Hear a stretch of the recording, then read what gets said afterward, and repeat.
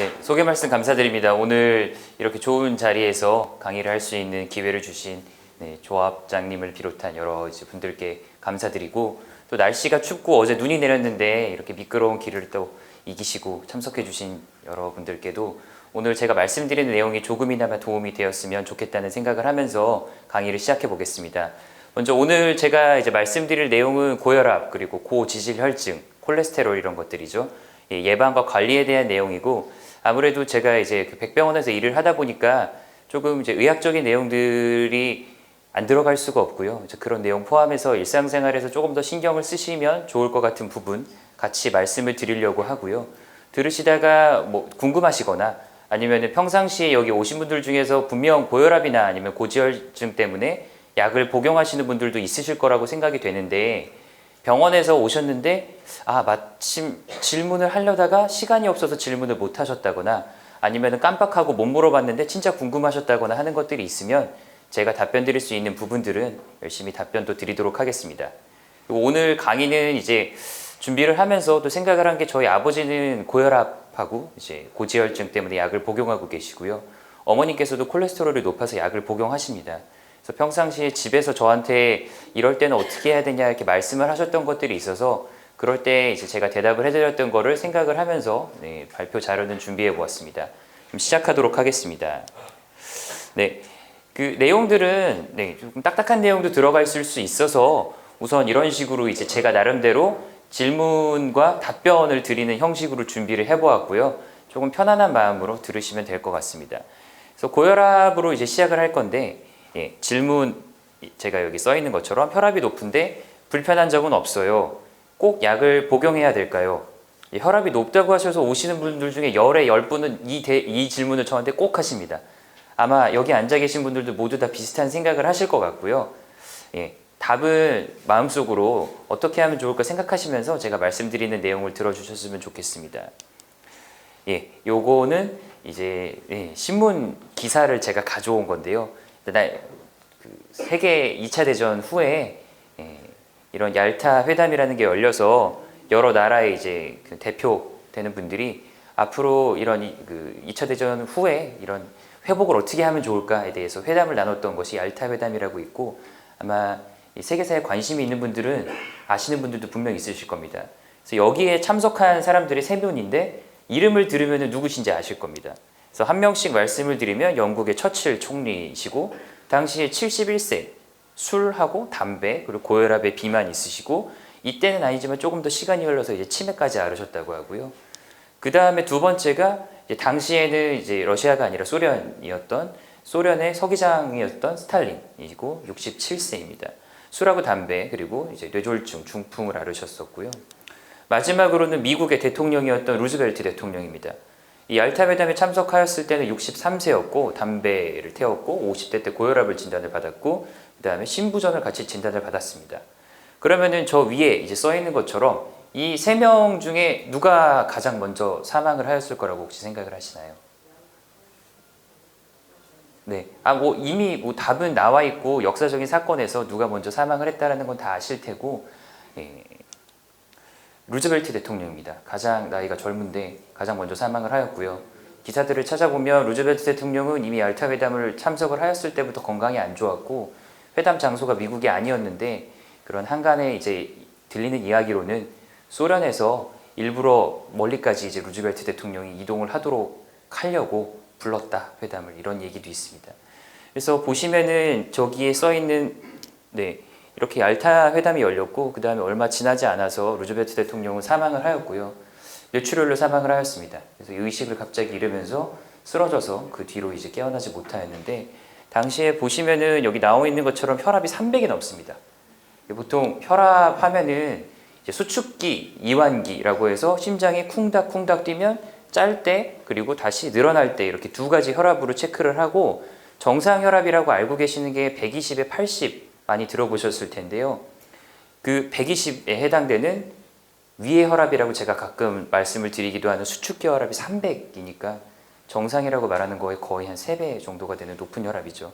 이렇게 혈압이 300에 190이 넘을 정도로 높은 혈압이어서 뇌출혈로 사망을 하셨던 것이 있고, 그러다 보니까 이제 고혈압에 대해서 아무래도 많은 분들이 생각하시는 것처럼 혈압이 높으면 두통도 생기고 그것 때문에 혈관도 망가지고 뇌출혈이 생겨서 위험할 수가 있다. 잘 아실 거고요. 근데 문제는 이게 높은 혈압이시면은 이것 때문에 진료를 보러 오시는 경우가 많은데 여기 제가 제목으로 정한 것처럼 소리 없는 살인자 고혈압이라고 있습니다. 이거는 KBS에서 그 건강관리 프로그램에서 제목으로 나와 있던 걸 그대로 똑같이 가져와 보았는데요. 여러 이렇게 교수님들이 나와서 인터뷰를 하신 내용들을 보시면 증상이 없다가 합병증으로 갑자기 발견되는 경우에 고혈압이 원인인 경우가 굉장히 많고, 두 번째로는 이제 사망으로 이어지는 급성 뇌출혈이나 심근경색의 가장 중요한 요인도 고혈압입니다. 그래서 증상이 없는 거는 처음에 혈압이 많이 높지 않으면 그만큼 관련된 증상이 없이 지내시는 분들이 있는데, 문제는 우리가 만약에 벽이 있는데 벽을 누가 계속 주먹으로 세게 친다고 하면 하루 이틀 정도에는 벽이 문제가 없겠지만 그거를 1년, 2년, 10년을 계속 약한 힘으로라도 치면 그 부분이 다른 부분에 비해서 더 잘 망가지겠죠. 네, 마찬가지입니다. 혈압이라고 하는 게 말 그대로 혈관의 압력이고 얼마나 피가 세게 혈관을 치느냐를 측정을 하는 거죠. 그러다 보니까 혈압이 높으면 그만큼 혈관이 받는 손상이 늘어날 수밖에 없고요. 우리 몸은 이 피부 같은 데 상처가 나보신 분들은 다 아시겠지만 상처가 한 번, 두 번 났다가 회복이 되면 말끔하게 낫지만 똑같은 부분에 반복되는 상처가 계속 반복되면 그 부분이 색깔이 변한다든지 아니면 울퉁불퉁 튀어나온다든지 하는 거를 경험을 하셨을 겁니다. 몸속에 있는 혈관은 우리가 눈으로 확인할 수 없지만 비슷한 일들이 다 일어나고 있는 것이고요. 그러다 보니까 증상이 없는 고혈압은 결국에는 조절을 하지 않고 지내시다 보면 이런 식으로 큰 문제가 발생되었을 때 병원에 오시고 나서 후회하시는 분들이 간혹 계십니다. 그래서 요거는 재작년이 됐죠. 이제 한 해가 더 지나서 2022년도 대한고혈압학회에서 고혈압 진료 지침이라고 해서 이제 우리나라의 고혈압 때문에 진료를 보시고 치료를 받으시는 분들을 어떻게 치료를 하는 게 좋겠는가에 대해서 여러 이제 의사들이 모여서 합의문을 발표를 하는데요. 새로 개정이 된 내용들을 가져와 봤습니다. 그래서 첫 줄에 보시면은 계속 말씀드렸던 것처럼 대부분의 고혈압 환자들은 혈압이 오르지만 관련된 특별한 증상이 없으십니다. 그래서 우연히 혈압 상승을 발견을 하시거나 아니면은 고혈압 때문에 심내혈관의 증상, 결국에는 아까 말씀드렸던 뇌출혈이나 심부전, 심근경색 등을 앓으시고 나서 아, 내가 고혈압이 있었구나라고 생각을 하시는 분들이 있고요. 드라마 같은 데를 보시면 뒷목을 잡다가 쓰러지고 그 다음에 막 회복 못하고 입원하는 장면 굉장히 많이 나오죠. 그래서 고혈압이 있으면 두통이 무조건 생긴다라고 생각하시는 분들이 있는데 꼭 그렇지는 않습니다. 물론 머리로 가는 혈관의 압력도 올라가기 때문에 두통이 생기고 뒷목이 뻣뻣하고 이런 것들이 생길 수도 있지만 두통의 경우 중증 고혈압 이외에는 관련성을 찾기가 어려울 수 있어서 두통이 없다고 고혈압을 치료를 안 해도 되는 거는 아니라는 점을 기억을 해주셨으면 좋겠습니다. 그리고 두통 관련돼서는 잠시 말씀을 드리면 이제 고혈압 때문에 두통이 생기시는 부분에는 뒤통수, 머리 뒤에 이제 통증이 생기는 경우가 많고 환자분께서 이제 잠에서 깨었을 때 이른 아침에 발생하고 가만히 있어도 얼마 있다가 호전이 되는 그런 양상을 보인다고 이야기를 하고 있습니다. 그리고 고혈압 때문에 이제 심뇌혈관에 문제가 생겨서 생길 수 있는 증상들을 기억을 하시는 게 좋을 것 같은데요. 이제 소변을 보셨는데 약간 피가 섞여 나온다든지 아니면 눈이 뿌옇게 잘 안 보이신다든지 이런 것들이 있거나 아니면 어지러움, 그리고 활동을 할 때 불편함, 협심증이라고 하면 보통은 심장에 문제가 생기면서 가슴 통증이 생기는 경우를 이야기를 하고 조금 특징적인 양상은 심장 일을 많이 해야 될 때 통증이 더 생기십니다. 그러니까 가만히 쉬고 있을 때는 증상이 덜하지만 걸어 다니시다가 좀 빨리 걸으신다거나 계단을 오르신다거나 아니면은 뭐 택시나 버스를 잡으려고 막 뛰었는데 가슴이 묵직하고 답답하다가 천천히 심호흡하고 쉬다 보니까 좋아지신다. 이런 분들은 협심증이실 가능성이 있습니다.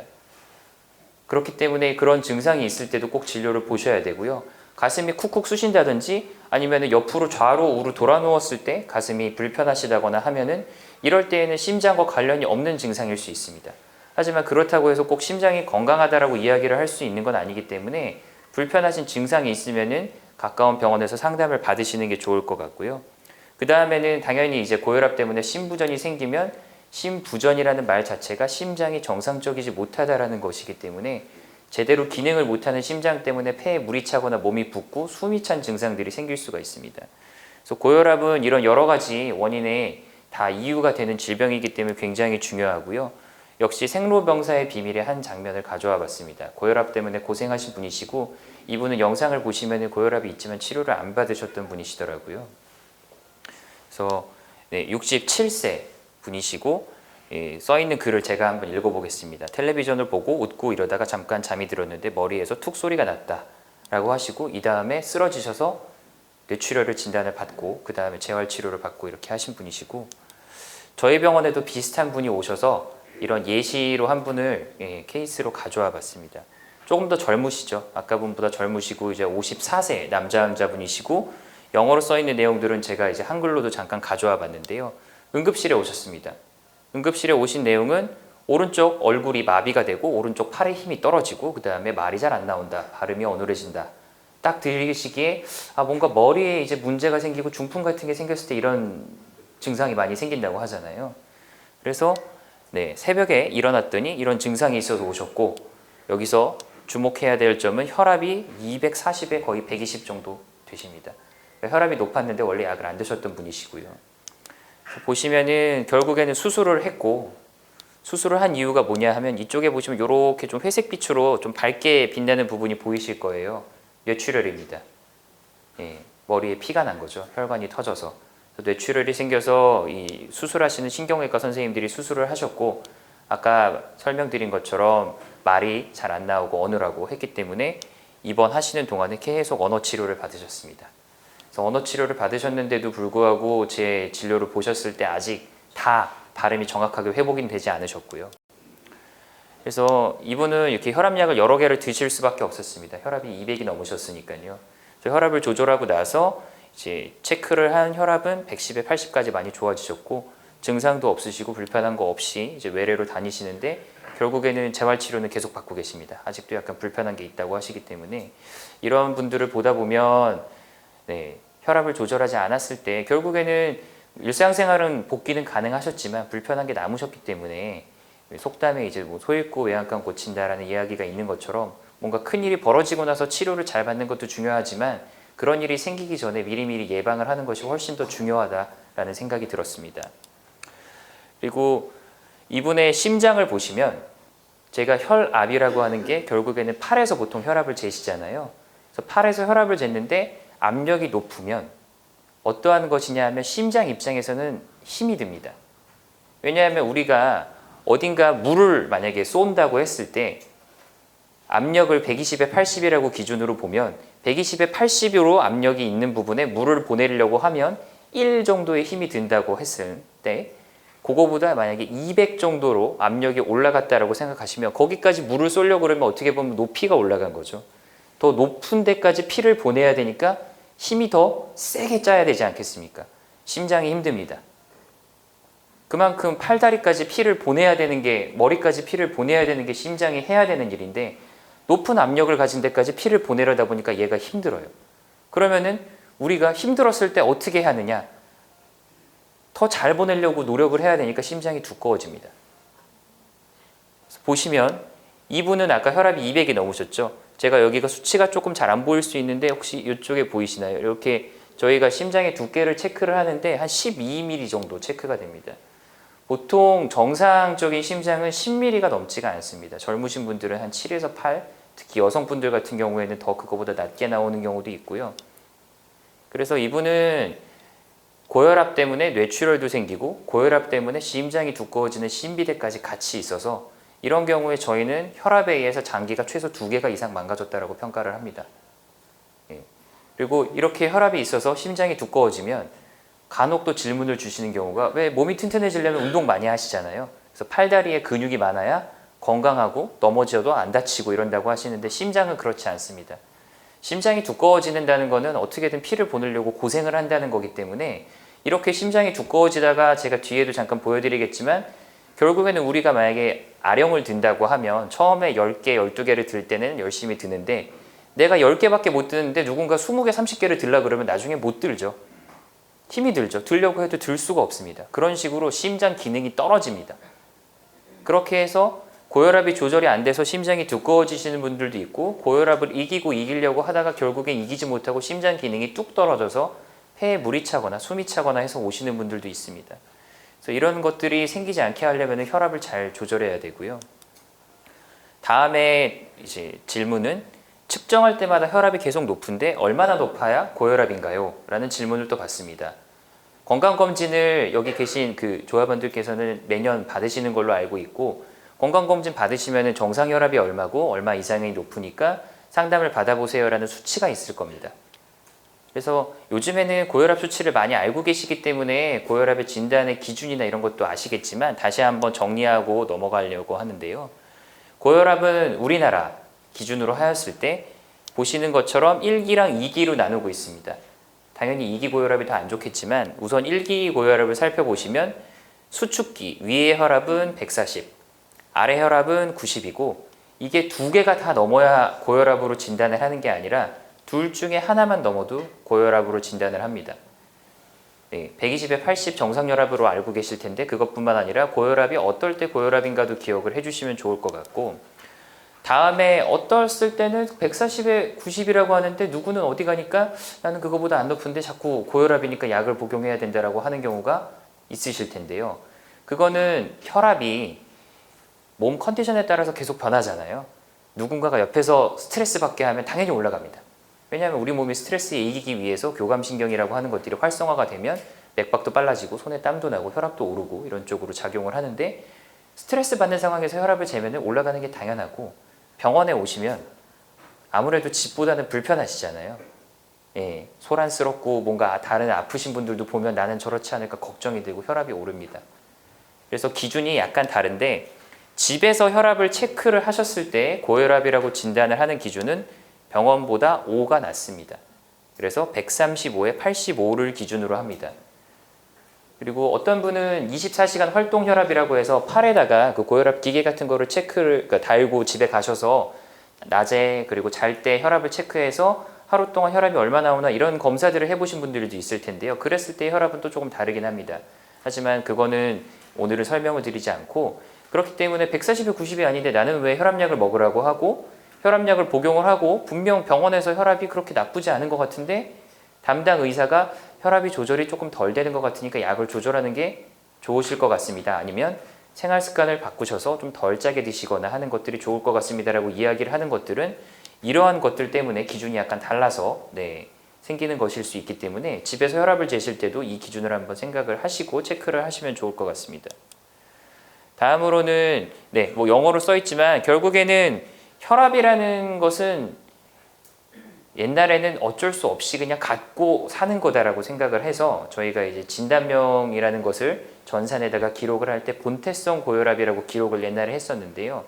본태성이라는 말을 풀어서 해석해 보면 원래 태어날 때부터 갖고 있었다 이런 뜻이라서, 고혈압은 나이가 들면서 어쩔 수 없기 때문에 그 혈압이 높아지는 것은 인생에서 순응을 해야 될 부분이다라고 옛날에는 생각을 했는데, 이런 인식이 바뀌게 된 게 어떻게 보면 루즈벨트 대통령의 사망이죠. 루즈벨트 대통령이 사망했을 당시에는 마땅히 쓸만한 고혈압 약이 없었습니다. 고혈압 약이라는 게 개발이 된 게 한 1950년도이기 때문에 지금 생각해 보면 굉장히 다양한 약들이 많죠. 혈압약을 복용하시는 분들은 아시겠지만 약의 종류도 많고 그 약을 판매하는 회사도 많고 우리나라에 몇백 가지 이상의 혈압약이 있는 것으로 제가 알고 있습니다. 저도 세보지는 않았는데요. 하지만 옛날에는 치료 방법이 없었습니다. 약이 없었으니까요. 루즈벨트 대통령이 저렇게 혈압이 300까지 올라가는데도 어쩔 수 없이 지냈던 게 치료할 만한 약이 없었기 때문이고요. 그래서 그 기사들을 자세히 보면 담당 주치의가 있었는데 주치의가 처방을 한 것은 짜게 먹지 말고 야채를 많이 먹고 이런 것들을 계속 처방을 합니다. 그럴 수밖에 없었지만 지금은 그렇진 않죠. 여러 가지 좋은 식품도 있고 그다음에 식품이나 이런 것들 또 운동을 해서 조절이 안 되면 복용하실 수 있는 약들이 많이 나와 있습니다. 그래서 그런 것들의 도움을 받아야 되는 것이고, 예전에는 말씀드린 것처럼 고혈압에 대해서 이런 여러 가지 그 진료의 기준이 나타난 게 한 1977년도고요. 그 다음에 우리나라에는 아까 말씀드린 것처럼 2022년도까지 계속해서 고혈압의 기준들을 개정해 나가고 있습니다. 그러면 궁금하실 수 있는 게 고혈압이라는 것은 변하지가 않을 텐데 왜 진단 기준이 바뀌고 뭔가 사람들이 얘기하는 게 바뀌는가? 이에 대해서는 하나 기억을 하셔야 되는 게 네, 고혈압이라고 하는 거는 혈압이 높으면 고혈압인데 그 기준이 그러면 대체 누가 정했는가 궁금하시겠죠? 기준은 혈압을 치료를 하고 조절을 잘 했을 때 얼마만큼 심혈관 합병증을 줄일 수 있는가를 연구를 하였을 때 약물의 치료 효과가 입증된 어떤 수치 이상의 혈압으로 정의를 하고 있습니다. 그러다 보니까 의학은 아시는 것처럼 계속해서 연구를 통해서 발전을 해나가고 있고 많은 분들을 치료하는 과정에 어느 정도까지 치료를 하니까 더 좋더라라는 기준들이 나오면 고혈압의 치료 기준이 조금씩 바뀌고 있습니다.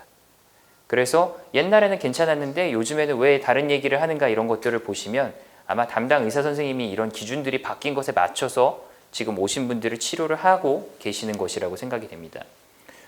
다음은 혈압약을 복용해도 혈압이 높습니다. 어떻게 하면 좋을까요? 이런 질문도 많이 받습니다. 네, 혈압약을 복용했는데 혈압이 높으면 어떻게 하시면 좋을까요? 일단 제일 중요한 거는 혈압을 어떻게 체크하셨는지를 보시는 것일 것 같습니다. 예, 여기 이제 나와 있는 것처럼 이렇게 다리를 꼬시고, 네, 이렇게 팔도 대충 올려놓으시고 혈압을 체크하시면 혈압이 분명히 이상하게 나옵니다. 그리고 불편할 때 체크하면 혈압은 당연히 높게 나옵니다. 그래서 어느 날에는 저희 아버지께서 분명 혈압약을 복용하시면서 조절이 잘 되셨는데 조절이 안 되신다고 말씀하시는 거예요. 네, 한 130, 한 3, 5 이 정도 집에서 나오셔가지고 뭐 약을 늘리지는 않고 봐야 되겠다 생각을 하고 있었는데 145도 나오고 150도 나오고 이러신다고 해서 그러면은 아버지도 이제 연세가 드시면서 혈관도 탄력도 떨어지고 점점 혈압이 오르는 쪽으로 가시는 게 아닌가 이제 마음속으로 걱정을 했는데 알고 보니까 TV 보시면서 팔을 축 늘어뜨리고 혈압을 재셨더라고요. 피 속에 있는 것은 결국에는 혈액이 물이죠. 물은 아래로 흐릅니다. 팔을 아래로 떨어뜨리고 재면 물이 아래로 많이 쏠리기 때문에 혈압이 높게 나올 수가 있습니다. 그래서 보시는 것처럼 혈압을 체크를 하실 때에는 심장 높이, 이제 가슴 높이인 팔꿈치 정도 높이의 테이블에서 검사를 하도록 이야기를 하고 있고요. 그래서 팔을 오히려 거꾸로 너무 높게 들고 체크를 하시면 혈압이 낮게 나옵니다. 그래서 어떤 분들은 자세를 이렇게 잘못 체크를 하셔가지고 혈압이 높은데도 혈압이 낮게 나오니까 나는 조절이 잘 되는구나 기뻐하시는데 그렇지가 않습니다.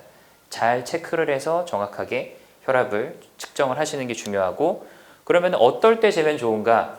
보통 두 가지입니다. 아침에는 이제 소변이 차 있으면은 불편하잖아요. 그렇기 때문에 소변을 보시고 나서 화장실을 다녀온 후 한 5분 정도 쉬었다가 혈압을 재시는 게 좋고요. 두 번째는 아무리 낮 시간에 일을 하거나 뭔가 볼일을 보시느라 힘들어도 보통 집에 와서 자기 전에는 대부분 편하시죠.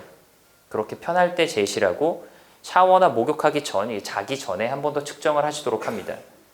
그래서 하루에 혈압을 얼마나 재면 좋을까요? 라고에 대해서 가능하면 2번을 재신다고 그러면 이렇게 아침 저녁으로 재시는 게 좋고 정 안 된다고 하시면 아침에 한번 체크를 해보시길 바랍니다.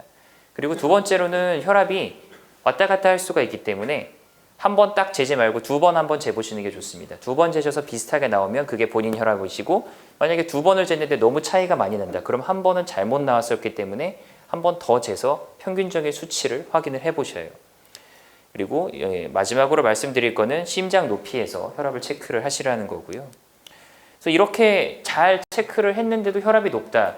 그러면은 한번 확인해 보셔야 될 게 이제 팔 둘레에 비해서 너무 작은 그 혈압 재는 커프라는 것을 사용을 하면 또 혈압이 잘못 나올 수가 있기 때문에 그 혈압계를 만약에 사신다고 하면은 거기에 그 안내 책자 같은 게 있고 팔 둘레 재시면은 어디서부터 어디까지 이렇게 재라고 그 흰색 선 같은 게 있으시잖아요. 그런 거를 잘 맞춰 보시고 안 맞는 커프라고 하면은 보통은 그 좀 이렇게 체중이 많이 나가시는 분 그리고 마르신 분 아니면 어린이용으로 나온 게 있어서 팔이 너무 마르시거나 하시는 분들은 커프를 또 그 본인에 맞게 새로 구입을 하시는 게 정확한 혈압 측정에 도움이 되시고 그 다음에 또 하나가 수면 무호흡증입니다.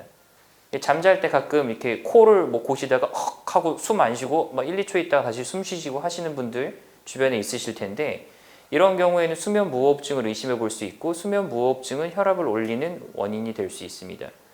그래서 혹시 집에 가족들이나 배우자분들께서 자는데 갑자기 숨을 안 쉬신다거나 코를 드르렁 고시다가 어느 순간 컥 하고 1, 2초 정도 숨을 안 쉬다가 콕 하고 몰아쉬시고 하면 수면 무호흡증일 가능성이 있기 때문에 관련된 진료를 받아보시는 게 좋을 것 같고요.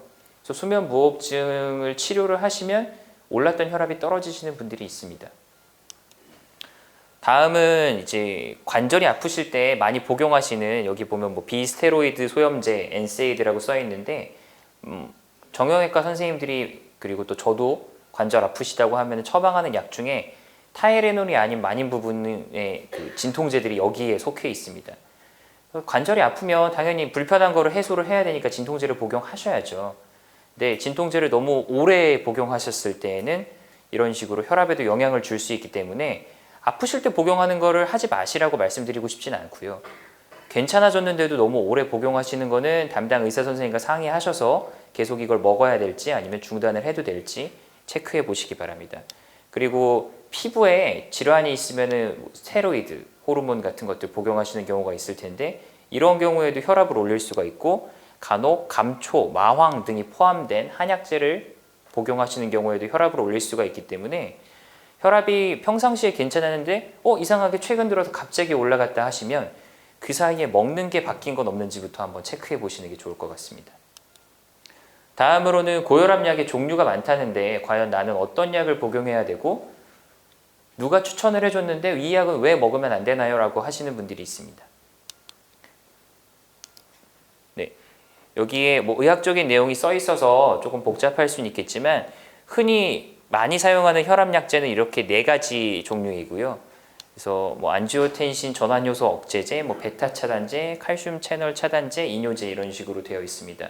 그리고 저희가 이런 진료 지침에 보면 어떨 때에는 이런 약들을 쓰고 어떨 때에는 주의를 하는 게 좋겠다라는 기준들이 있어서, 보통은 혈압약들은 일단 기본적으로 다 혈압이 떨어지게 돼 있고요. 근데 떨어지는 것들이 그런 화학적인 구조식에 따라서 기전들이 조금씩 다르기 때문에 혈압을 떨어뜨림과 동시에 다른 부가적인 효과를 갖고 있는 경우가 있습니다.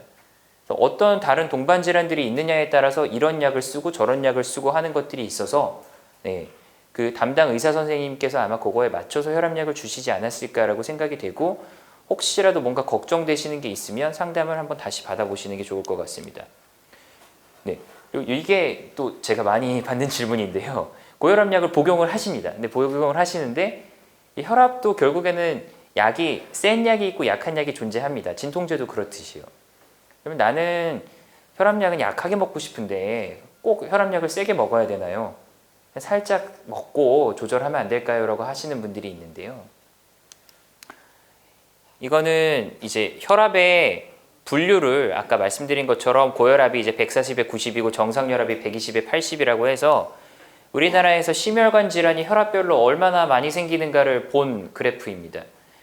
이제 요 연한 파란색으로 되어 있는 아래쪽에 있는 그래프가 흔히 말하는 120에 80이 안 되는 혈압이고, 맨 위쪽에 점점점점 검정색으로 되어 있는 그래프가 고혈압의 진단 기준이라고 할 수 있는 140에 90이 넘는 분들인데요. 이런 식으로 혈압이 높으신 분들일수록 시간을 들여서 지켜볼 결과 심혈관 질환들이 많이 생기시는 거죠. 그리고 두 번째로는, 그러면 혈압을 약을 먹는데 두 알을 먹는 것보다 아무래도 하나를 먹는 게 편하기는 하죠. 근데 꼭 두 알을 먹어야 되나요? 아니면 요즘에 복합제라고 해서 2가지 성분을 하나로 합쳐져서 나온 약들이 많은데 꼭 그런 약들을 먹어야 되나요? 라고 하시는 분들이 있는데, 요거는 어떤 거냐 하면 아까 말씀드린 이제 여러 가지 혈압약들이 있다고 말씀드렸잖아요. 근데 그 약을 혈압이 조절이 안 돼서 만약에 용량이 5였으면 10으로 2배를 올렸을 때랑 계열이 다른 혈압약을 같이 섞었을 때 혈압이 얼마나 더 잘 떨어지는지를 본 겁니다. 근데 모든 종류에서 그 약을 용량을 2배로 올렸을 때보다 다른 계열약의 혈압약을 더하면 혈압이 더 잘 떨어지는 겁니다. 그래서 혈압약들은 약이라는 게 어쩔 수 없이 복용을 하다 보면은 어떤 분들은 불편하신 게 생기고 부작용이 생길 수 있죠. 소화가 잘 안 된다거나, 특히 이제 혈압약 때문에 고생하시는 분들 중에서 약의 그 자체가 혈관을 확장시키는 작용이 있다 보니까 손발이 붓는다거나 하는 것들이 있고, 여기 계신 분들 중에서도 비슷한 경험을 하셨을 수도 있는데요. 그런 것들은 용량이 올라가면 보통 더 잘 생기거든요. 그래서 약을 조절을 할 때 용량을 2배로 올리는 것보다 다른 약을 더 더해가지고 복용을 하는 게 오히려 혈압은 잘 떨어지고 부작용을 줄일 수 있는 방법이 될 수가 있기 때문에, 그런 점들 때문에 담당하시는 선생님이 약을 변경을 하실 수가 있습니다. 그리고 이분은 아까 제가 말씀드렸던 혈압 조절이 안 됐을 때 심장이 나빠지는 케이스를 보여드릴 거고요. 젊습니다. 34세 남자분이시고 역시 응급실로 숨이 차서 왔습니다. 2주 전부터 숨이 찼는데 다른 병원에서 심장이 큰 것 같다라고 해서 응급실로 오시게 되었고요. 엑스레이인데 치료 후에 몇 달 뒤에 찍은 거거든요. 보통 엑스레이만으로 심장이 커졌다는 것을 정확하게 진단하기는 어렵지만 이제 본인의 가슴 폭이 있으시죠. 좌우 폭이 있으시면 그거의 한 반절 정도보다 심장이 커 보이면 심장이 뭔가 문제가 있을 수 있겠다라고 보는데 이때 요 가운데 하얗게 있는 게 심장이고 여기가 심장인데 눈으로 보기에도 왼쪽에 있는 심장이 훨씬 크죠. 예, 심장이 흔히 말해서 뭔가 안 좋아서 늘어났다는 것을 의심할 수가 있습니다. 그리고 심장이 늘어나게 되는 경우는 기능이 떨어져서 그렇게 되는 경우가 많고요. 그럼 이분은 왜 그런가 보다 보니까 응급실에서 혈압이 196에 123입니다. 혈압이 높으셨고 그래서 처음에 왔을 때 아까 심장이 컸을 때 심장 초음파고요. 일단 심장이 얼마나 잘 뛰는지를 보는 것은 실시간으로 움직임을 관찰하는 심장 초음파가 필요합니다. 그래서 이렇게 움직이시는 것을 눈에 한번 확인을 해보시고 그 다음에 오른쪽은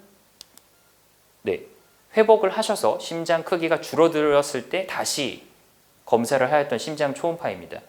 보시면은 차이가 느껴지시죠? 예, 오른쪽의 심장은 일단은 아래쪽을 보시면 심장을 동그랗게 도너츠 모양처럼 잘라서 잘 움직이는지를 보는 건데 예, 동그란 부분들이 다 일정하게 잘 들어옵니다. 근데 왼쪽에 보시면 지금 영상이 멈췄는데 아까 보신 것처럼 제대로 들어오지가 않아요. 심장이 제대로 들어오지 않고 기능을 못하니까 심장에서 피를 못 밀어내고 그러면은 폐에서 깨끗한 피가 다시 심장으로 들어와야 되는데 못 들어옵니다. 마치 고속도로가 막힌 것처럼요. 계속 정체가 되고 하면 폐에도 압력이 올라가고 폐에 있는 그런 깨끗한 피들이 못 들어가면서 물이 찹니다. 그래서 숨이 차시죠. 그랬다가 심장 기능이 회복이 되면 막혔던 고속도로가 뚫린 것처럼 다시 혈액순환도 원활해지고 폐에 물 찬 것도 줄어들고 숨이 안 차십니다. 그래서 이런 식으로 혈압이 조절이 안 되면 심장 기능이 떨어지는 분들도 생기십니다. 네, 그러면 다음은 이제 고혈압약을 중단을 해도 될까요? 네, 중단을 해도 될까요? 네, 근데 그거는 다 이제 맞춤형 치료를 해야 되기 때문에 다르다고 생각을 합니다. 그래서 고혈압약은 조절이 잘 되시는 분들 중에서 생활요법을 철저하게, 여기 보면 철저하게라고 써 있죠. 철저히 시행하는 일부분에서는 중단을 하실 수가 있고 대신 고혈압약을 중단한 다음에는 더 자주 최소한 3개월 간격으로 병원을 방문하시거나 아니면 집에서 혈압을 체크해 보시도록 이야기를 하고 있습니다. 그래서 제가 써놓은 것처럼 혈압약도 조절이 잘 되면 중단을 하실 수가 있습니다. 다만 혈압약을 중단을 하시게 될 때에는 내가 혈압이 괜찮아졌으니까 그냥 끊어야지라고 하지 마시고 약을 처방했던 담당 의사 선생님하고 상담을 먼저 하신 다음에 중단을 하시는 게 좋을 것 같고요. 그 다음에 두 번째로는 혈압약을 복용을 하시면 아마 느끼셨을 게 이 혈압약은 신기하게도 먹자마자 혈압은 떨어지는데 바로 확 떨어지진 않습니다. 보통은 약이 일정 농도가 몸에서 축적이 되어야 혈압들이 떨어지는 것들이 쭉 지속이 되는데 이게 한 2주에서 4주 정도 걸립니다. 그러다 보니까 혈압약을 복용하시고 혈압이 왜 이렇게 안 떨어지지 생각하시지 말고 기다려보시면 떨어지는 거를 경험하셨을 거고요.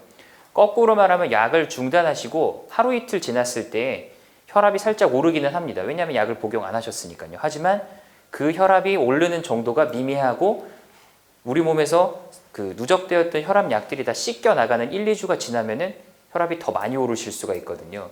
그래서 간혹 외래에서 진료를 보다 보면 어떤 분들은 혈압약을 이제 높은 용량으로 쓰지 않으시다 보니까 중단을 원하시죠. 그래서 그러면 혈압약을 중단을 해보는 거를 생각을 해봅시다라고 말씀을 드렸더니 병원에 안 오시고 그냥 혈압약을 끊으시고 하루 이틀 체크하니까 혈압이 괜찮은 거죠. 그렇게 지내시다가 나중에 이제 보니까 혈압이 다시 쭉쭉쭉쭉 올라가지고 한 3달 뒤에 혈압이 180 된다 이러면서 또 외래로 오시는 분들이 있습니다.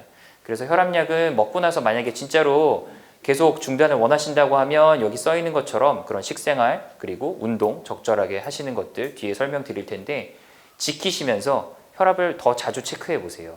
그래서 한 달 정도 지났는데도 혈압이 괜찮다라고 하면 문제가 없겠지만 약 끊으시고 하루 이틀 있다가 나는 혈압이 좋아지고 약 안 먹어도 괜찮으니까 이제 평생 혈압약을 안 먹어야겠다라고 하셨다가 나중에 앞에 보여드리신 분들처럼 혈압 때문에 고생하시는 경우가 생길 수가 있습니다.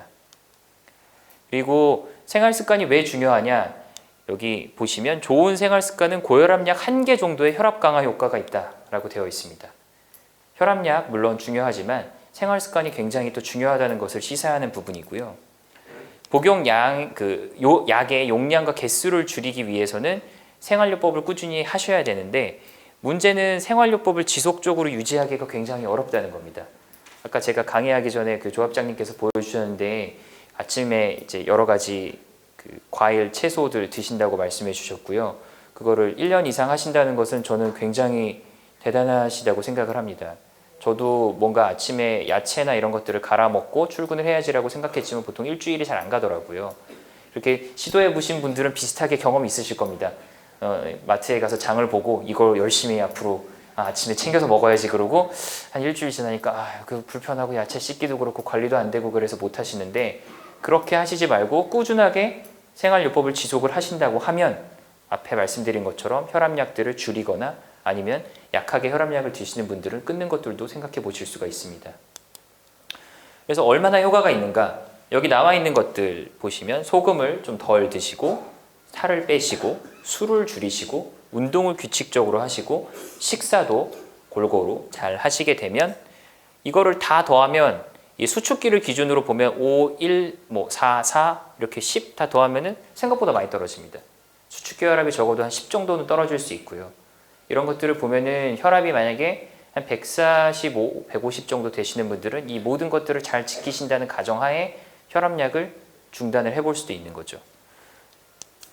그러면 그 생활습관 관련된 내용에 대해서 말씀을 드리도록 하겠습니다. 먼저 너무 짜게 드시지 않는 게 좋습니다. 우리나라의 음식들은 대부분 소금 간이 들어가 있고 많이 신문기사에서 보신 것처럼 그런 세계기구, 보건기구에서 권장하는 소금량보다 대부분의 분들, 저도 포함해서 여기 앉아 계신 분들께서 소금을 많이 섭취하고 계실 겁니다. 그래서 소금은 이제 연세가 있으시거나 아니면 이렇게 비만하시거나 당뇨나 고혈압이 있는 분들에게선 더더욱 감수성이 높아서 적극적인 저염식을 시행할 때 혈압은 더 효과적으로 낮아진다라고 되어 있고, 지금 매일 식탁에 올라오는 음식들일 거예요. 한국인의 식품 중에서 김치, 찌개, 국, 젓갈, 라면, 마른 안주 등은 수금이 많다. 대부분 아마 안 드시고 살 수는 없죠. 그러면 얼마나 이렇게 소금이 있는가, 그리고 소금을 얼마만큼 먹으면 좋을까에 대해서 여기는 신부전 환자에 권장된다고 되어 있는데 세계보건기구에서도 하루 소금 섭취 권고량은 5g이라고 되어 있습니다. 그래서 이거를 보시면 라면 한 그릇을 먹으면 이 소금은 결국에는 그 나트륨하고 그 다른 화학 성분이 섞여 있는 게 소금인데 나트륨 2g이 소금 5g 정도에 해당이 되고 다음과 같습니다. 생각보다 많죠. 그래서 하루에 먹는 음식에서 얼마나 나트륨이 들어있을까요? 라고 보시면 하루에 소금 5g, 나트륨으로 2g을 보시면 된장찌개 하나를 만약에 국물까지 싹싹싹싹 다 밥 말아서 드신다고 하면 이미 그날 섭취해야 될 소금량은 충분히 섭취를 하시게 됩니다. 그래서 물론 된장찌개에 밥 해가지고 이렇게 같이 먹으면 굉장히 맛있습니다. 저도 좋아하는데 이런 것들을 드실 때 한 번쯤 혈압이 높거나 하신 분들은 식단을 쭉 체크를 하셔서 소금을 얼마나 먹고 있는지 확인을 해보시는 게 좋을 것 같습니다. 제육덮밥이나 닭볶음탕 역시 맵고 짜고 맛있는 음식들인데 소금기가 많이 있죠. 그러면 우리나라의 이제 분들은 권장되는 소금량에 비해서 얼마나 많이 먹고 있는가? 높습니다. 보시면 하루에 2g, 2000mg을 권장하고 있는데 거의 한 3800에서 3900, 그 2배 정도 되죠. 그래서 하루 권장량보다 2배에 가까운 나트륨을 복용을 하고 있으시고요. 나트륨을 가장 많이 먹는 것은 조미료입니다. 여러 가지 식품이나 이런 데에도 다 소금은 포함이 되어 있는데 특히 이제 조미료에는 맛을 내기 위해선 소금이 필요하죠. 그래서 조미료를 쓰실 때 가능하면 조금 더 줄이는 것도 생각을 해보시는 게 좋을 것 같습니다. 다음은 체중을 감량하는 것입니다. 살을 빼는 거죠.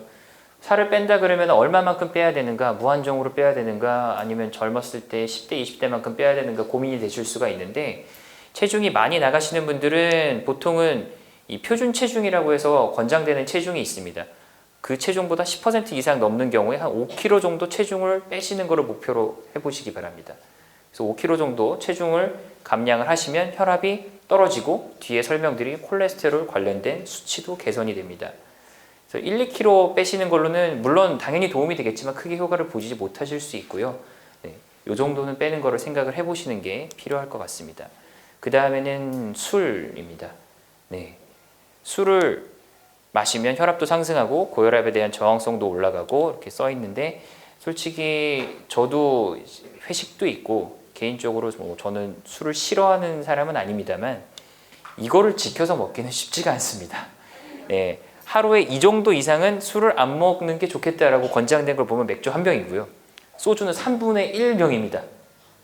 네, 3분의 1병이니까 한 3잔 정도 되겠죠. 아, 맞습니다. 네, 그리고 네, 맞습니다. 네, 그래서 술을 마시다 보면 이렇게 좋은 사람들하고 보통은 술자리가 있는 경우가 대부분이시잖아요. 그리고 그런 분들하고 한 잔, 두 잔 기울이다 보면은 한 잔이 석 잔 되고 석 잔이 한 병이 되고 한 병이 두 병이 되고 이런 일들을 겪으실 텐데, 네, 일단 권장되는 게 얼마 정도인지는 기억을 하시면서 술을 드시면 그래도 조금 더 줄이실 수 있지 않을까라고 생각이 되고, 현실적으로 누군가를 만나서 술자리를 갔는데 맥주 한 병 만나고 이제 다음에 보자 하고 헤어지시는 분들은 없으시겠죠. 예, 그리고 소주를 드실 때도 특히 이제 남자분들, 저도 그렇지만 친구랑 같이 술을 한잔하면 한 병이 넘어가지 이렇게 딱 세 잔 해서 먹고 다음에 보자 반가웠다 하는 경우는 없습니다. 하지만 이 정도만 권고가 되기 때문에 이 이상을 먹을 때는 조심을 하는 게 좋겠다라고 생각을 하시고 그래도 술을 드시면 네, 조금 더 건강에 도움이 되지 않을까 생각이 들고요. 다음은 운동입니다. 규칙적인 운동 굉장히 중요합니다. 운동을 하시면은 여러 가지 이제 신진대사에도 도움이 되고 아시다시피 심폐지구력도 좋아지기 때문에 심장 기능이 떨어진 분들이라도 운동을 꾸준히 하셔서 심폐지구력을 높이면 그런 호흡곤란이나 증상들이 다른 분들에 비해서 더 덜하다는 보고도 있습니다.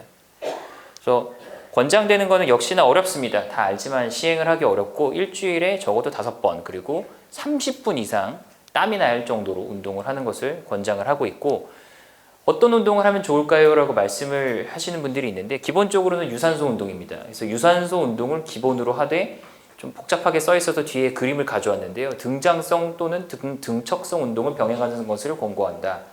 예, 근력 운동을 하라는 이야기입니다. 그래서 유산소 운동을 하면 일단 살이 빠지죠. 근데 문제는 근육도 빠집니다. 그리고 근육이 빠지면 특히 이제 허리 아니면 허벅지 같은 경우에 근육이 빠졌을 때 문제가 될 수 있는데요. 허리 근육 같은 경우에는 척추가 골절이 생기거나 하는 것들을 잡아주고 우리 몸의 평형 감각을 유지하는 데 굉장히 중요하고요. 그다음에 허벅지 근육 같은 경우에는 물론 낙상이나 아니면 미끄러졌을 때도 딱 균형을 잡아주는 게 허벅지 아닙니까? 그런 점에서도 중요하지만 허벅지에 근육이 더 많으신 분들이 당뇨나 이런 것들을 앓으실 가능성이 더 낮다는 보고도 있습니다. 그쪽에 남는 당들이 다 저장이 됐다가 나중에 저장고로 쓰인다는 거죠. 그래서 근육이 줄어드는 것도 그렇게 좋지가 않기 때문에 이 운동을 병행을 하셔야 되고요. 네, 그래서 등장성과 등척성 운동이 그러면은 무엇이냐? 등장성 운동은 보시는 것처럼 근육이 이렇게 늘어났다가 줄어들었다 하는 겁니다. 보통 이제 아령, 엽기 같은 거 드시면 그런 운동이 되시고, 그 다음에 등척성 운동은 근육의 길이는 그대로인데 힘을 계속 주시는 거죠. 마치 악력을 주는 것처럼 주먹을 꽉 쥐시면 근육의 길이는 변하지 않는데 힘은 들어가죠, 근육에. 그런 운동들을 얘기를 해서 플랭크라고 하는 요 운동이나 아니면은 이 기마 자세 운동 있으시잖아요. 이런 식으로 근육을 그 길이 그대로 있으면서 쭉 버티는 운동이라고 생각하시면 될 것 같고요. 그래서 유산소 운동을 하시면서 이런 근력 운동을 병행하셔야 체중 감량을 했을 때 여러 가지 이득을 보는데 골절이 생기거나 근육이 손실돼서 고생하시면 안 되잖아요. 네, 두 가지를 병행하시는 게 필요하고, 병행을 그러면 얼만큼 해야 되는가? 이거는 죄송하지만 제가 오늘 말씀드릴 수가 없는 게 다 개개인별로 체력이나 이런 것들이 다르시기 때문에 맞춤형으로 본인께 알맞는 운동을 찾아보시는 게 필요할 것 같습니다. 그리고 요거는 간혹 고혈압약을 복용하시다가 이런 성생활이 잘 안 되신다라고 하시는 분들이 있습니다. 고혈압약을 드셔서 그런 분들도 있고, 아까 말씀드린 그런 고혈압 때문에 혈관이 손상이 되니까 결국에는 아래쪽으로 가는 혈액이 혈류가 문제가 생기면서 잘 안 되시는 분들이 있거든요. 여러 가지 복합적인 요인이 있겠지만 고혈압 약 중에서 이렇게 베타 차단제나 이뇨제라는 것들이 발기부전을 유발을 하는 것으로 알려져 있습니다. 모든 약제가 다 그런 건 아니긴 한데요. 혹시라도 안 그러셨던 분이 혈압약을 복용을 하시면서 뭔가가 좀 불편하시다라고 생각을 하면 그 담당하시는 의사 선생님하고 어떤 계열의 혈압약을 복용하고 있는지도 한번 확인을 해보시는 게 좋을 것 같고요. 근데 이게 모든 약들이 다 그렇지는 않습니다. 그래서 여기 보시는 것처럼 베타 차단제라고 하는 약 중에서도 혈관을 확장시키는 작용이 같이 있는 베타 차단제가 있거든요. 그래서 이런 약들은 발기부전이 덜 생긴다라는 보고가 있기 때문에 한 그 계열 약이라고 해서 모두 다 똑같은 효과가 나타나는 것이 아닌 것처럼 불편하신 게 있으면 상담을 해보시는 게 좋을 것 같고, 그다음에 실데나필, 비아그라라고 유명하죠. 이제 그런 약제들은 고혈압 약에 의한 발기부전 환자에게서 비교적 안전하게 투여할 수 있다라고 되어 있습니다. 그래서 고혈압이 있는데 혹시라도 그런 약을 복용을 하셨을 때 뭔가가 문제가 생기지 않을까 걱정하실 우려는 적고, 다만 혈관이 안 좋아서 뭐 심장에 이제 스텐트 치료를 받으셨다거나 하시는 분들은 복용하시는 약 중에서 이런 그 비아그라 같은 약들이랑 같이 복용을 하면 혈압이 너무 떨어지는 경우가 생기거든요. 그래서 무슨 약을 복용하시는지 같이 먹어도 되는지를 담당 의사 선생님하고 상의를 하시는 게 필요합니다. 그래서 이제 슬슬 콜레스테롤로 넘어가려고 합니다. 그래서 고혈압에 대해서는 여기까지 말씀을 드렸고, 고혈압이 있으신 분들 중에서 콜레스테롤이 높아서 아마 두 가지 약을 같이 복용하시는 경우가 많이 있을 겁니다. 실질적으로 우리나라의 여러 가지 그런 데이터들을 보면 고혈압이 있으면서 콜레스테롤도 같이 있는 분들은 점점 늘어나고 있고요. 이런 지질 강화제, 결국 콜레스테롤 약은 위험도가 높은 고혈압 환자에서 심내혈관의 예방 효과가 뚜렷하다라고 되어 있습니다. 아까 말씀드린 내용입니다. 20세 이상, 그러니까 성인에서 점점 고혈압 환자도 늘어나고 있는데, 고혈압이 있으면서 콜레스테롤도 높으신 이상지질 혈증을 갖고 있는 분들은 보시는 것처럼 이렇게 늘어나고 있습니다. 2021년도까지. 그러면은 어떠한 수치가 되면은 이제 콜레스테롤이 안 좋은 거냐라고 말씀을 드리면, 이제 콜레스테롤 검사를 해보시면 뭔가 항목이 되게 많이 있습니다. 그래서 전체 콜레스테롤, LDL이라고 하는 콜레스테롤, HDL이라고 하는 콜레스테롤, 중성지방, 이렇게 여러 가지로 콜레스테롤들이 있고요. 수치들은 여기 나와 있는 것처럼 총 콜레스테롤은 보통 한 240이 넘으면 높다고 되어 있고, 이전에는 이런 세부 내역들에 대해서 잘 알려지지 않았을 때 전체 콜레스테롤을 보고 전체 콜레스테롤이 높은 분들이 뭔가 심장병이나 아니면은 뇌졸중 같은 것들이 많이 생기더라라고 해서 전체 콜레스테롤을 보고 치료를 했었는데, 점점 의학이 발전하고 연구가 진행되면서 일단 이 중에서 그러면 어떤 것들이 문제가 있는가를 보니까 주된 문제를 일으키는 것은 LDL이라는 콜레스테롤입니다. 그래서 병원에 가셔서 검사를 하시게 되면 나는 콜레스테롤이 높다고 해서 갔는데 갑자기 추가 검사를 해보고 괜찮습니다. 약 안 드셔도 됩니다. 라고 하시는 분들이 있으실 거고, 그 이유는 전체 콜레스테롤은 높지만 이 흔히 이제 남는 그런 콜레스테롤들을 없애준다고 하는 HDL 콜레스테롤이 높아서 전체 콜레스테롤이 높거나 하신 경우에는 콜레스테롤 약을 드실 필요가 없는 거죠. 그래서 전체 콜레스테롤만 가지고 콜레스테롤 약을 복용하시는 경우가 있다면 그것도 다시 한번 상담을 받아보시는 게 좋을 것 같습니다.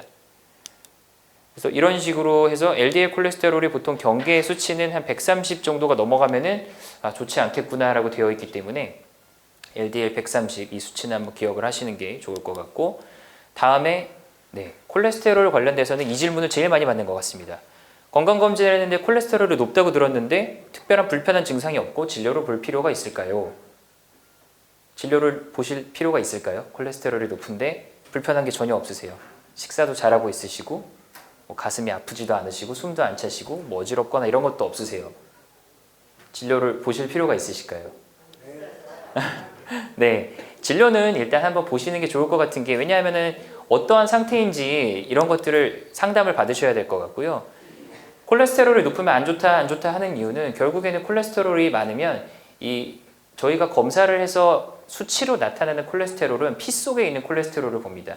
그러니까 혈관 속에 콜레스테롤이나 중성지방 이런 것들이 많게 되면 결국에는 혈관에 쌓일 가능성이 높아지겠죠. 그래서 이런 혈관성 지방의 경고 좀 무시무시하게 나와 있는데, 이런 식으로 혈관 안에 쌓이게 되면 결국에는 피가 지나가는 길이 이만큼 확보가 돼야 되는데 콜레스테롤이 쌓이니까 그만큼 좁아지죠. 흔히 말하는 혈액순환이 안 좋아지는 거고, 이렇게 됐을 때 심장의 혈액순환이 안 좋아지면 협심증이 생기거나 아니면 급하게 이 콜레스테롤이 쌓인 부분이 팡 하고 터지면서 혈관을 막아버리면 심근경색이 오는 거고요. 머리 쪽으로 있는 혈관이 안 좋아지면 중풍이 생기시는 경우가 발생을 합니다. 그래서 어떤 식으로 이런 콜레스테롤이 문제가 되는지 간략적으로 설명을 드리면 이 혈관의 벽이 있고 이 혈관 벽들이 결국에는 혈액, 피가 지나가다 보면은 미세하게 손상을 받을 수밖에 없습니다. 우리도 호수 같은 거 오래 쓰면 호수가 결국에 안에가 헐잖아요. 그런 비슷한 것이라고 보시면 되고 그렇게 혈관 안에가 헐게 되는 이유 중에 하나가 담배입니다. 담배에 있는 여러 가지 그런 안 좋은 성분들이 혈관 벽을 미세하게 계속 공격을 해서 혈관 벽이 손상이 되면 우리 몸은 안 좋아진 혈관을 다시 회복시켜야 되기 때문에 그쪽을 회복하기 위해서 여러 가지 물질들이 같이 가서 달라붙습니다. 이럴 때 콜레스테롤도 같이 가서 달라붙습니다. 그래서 하나는 혈관벽이 계속 파괴가 되는 일들을 막아야겠고요. 두 번째는 그렇게 파괴가 되는 것을 완전히 막을 수는 없기 때문에 그러면은 콜레스테롤에 같이 들어가서 혈관 내에 쌓이면서 혈관을 좁게 하는 것을 줄여야 되겠죠. 그래서 담배를 피우시면 혈관에 안 좋습니다라고 하는 이유는 그거입니다. 혈관벽에 손상이 더 많이 생기시고 당뇨가 있는데 당뇨 조절이 안 돼서 안 좋습니다 라고 하는 이유도 마찬가지입니다. 고혈당이 생기면 고혈당 자체는 혈관벽에 손상을 주기 때문에 혈관이 계속 망가지고 다시 회복하는 과정에서 이런 식으로 혈관이 동맥경화가 악화될 수가 있습니다. 그래서 증상이 없는 분들이 대부분이기 때문에 콜레스테롤이 안 좋은 분들을 찾기 위해서 선별 검사를 하라고 되어 있고 우리나라는 굉장히 좋게도 이제 건강검진을 2년에 한 번씩 하시게 되어 있고 콜레스테롤 검사는 보통 4년에 한 번 피검사에서 나오게 되실 것입니다. 그래서 그 정도로 4년이나 6년에 한 번쯤은 콜레스테롤 검사를 해보시는 게 좋겠다라고 권고가 되어 있고 문제는 공복이 아닌 상태에서 검사를 하시면 수치가 잘 안 맞을 수가 있습니다. 특히 중성지방 같은 경우에는 공복이 아니시거나 최근에 식사를 하신 기름진 음식에 영향을 받을 수가 있기 때문에 그런 것들 때문에 이런 수치들이 변화가 생길 수가 있어서 공복을 지키신 다음에 건강검진 받으실 때는 콜레스테롤이 포함되어 있는 경우에 한해서 말씀드리는 겁니다. 그래서 콜레스테롤 같은 경우에는 공복 상태에서 검사를 하셔야 좀 더 정확한 검사가 나오고 보시는 것처럼 가능하면 12시간 이상 금식을 하시는데 만약에 안 되면 그래도 9시간은 금식을 하시고 검사를 하셔야 콜레스테롤이 정확하게 나온다라고 되어 있고 아까 말씀드린 것처럼 식사나 이런 것들에 영향을 받을 수가 있어서 한 번 높게 나왔다고 하더라도 다시 한번 금식을 지키시고 체크해서 최소 2번 이상 검사를 한 다음에 콜레스테롤이 높으니까 뭐 약을 복용해야 되겠구나 이런 것들을 정하시는 게 필요합니다. 그러면 콜레스테롤은 얼마나 높아지는가? 남자분들은 보시면 LDL 콜레스테롤이라고 해서 흔히 말하는 안 좋은 콜레스테롤은 계속 올라가시다가 조금 한 60대가 되시면 그나마 조금 떨어지는데요. 여성분들이 좀 다르세요. 이제 폐경되시기 전에는 에스트로겐이라고 하는 굉장히 좋은 호르몬들이 있죠. 그래서 이런 효과 때문에 그 콜레스테롤이나 이런 것 수치들이 많이 오르지가 않다가 폐경이 되실 무렵인 한 40 후반에서 50 정도 되시면 그때부터 남성분들보다 높아집니다. 네. 그래서 여성분들이 우리나라는 좀 마른 비만들도 있다고 하시잖아요. 콜레스테롤도 폐경되시고 나서 남자분들보다 오히려 더 높거나 하시는 경우가 있기 때문에 저희 어머님도 그러시거든요. 아버지보다 더 보셨습니다.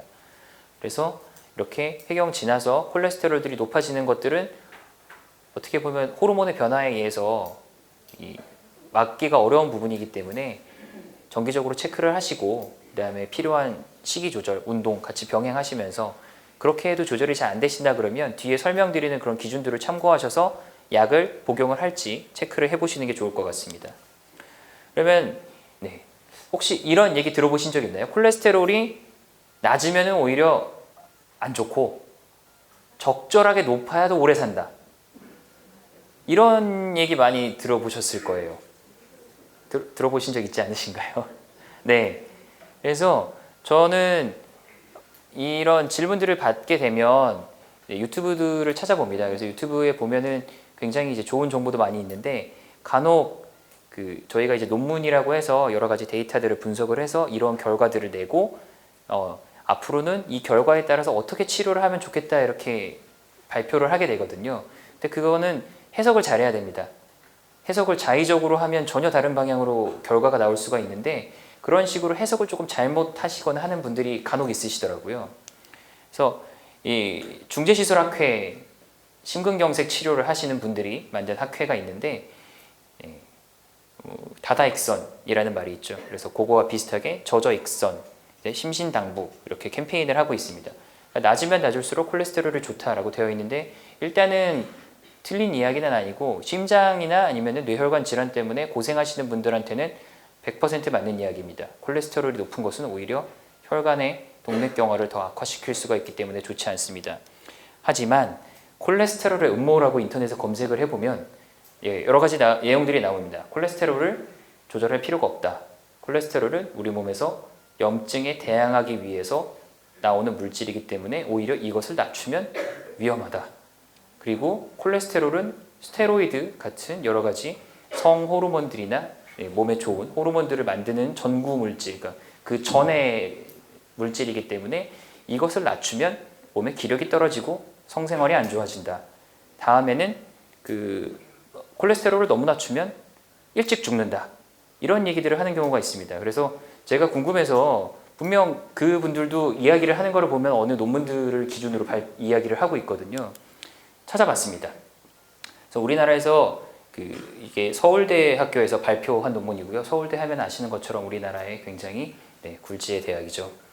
여기 써 있는 거는 심근경색이나 뇌졸중이 얼마나 생기는가를 보았더니 콜레스테롤 수치가 대략 100 정도를 기준으로 해서 높으면 높을수록 많이 생깁니다. 그리고 100보다 낮으면 이상하게 또 많이 생깁니다.